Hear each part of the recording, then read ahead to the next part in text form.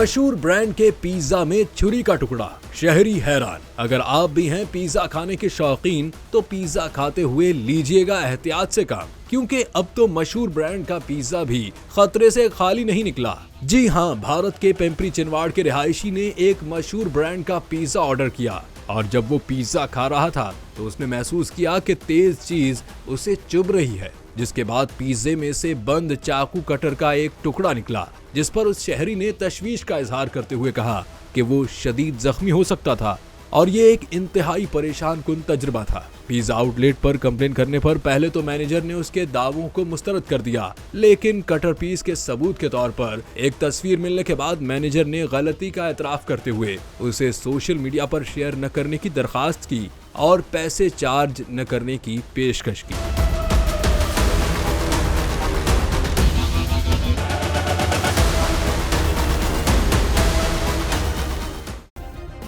Subscribe करें और bell दबाएं ताकि कोई खबर रह न जाए।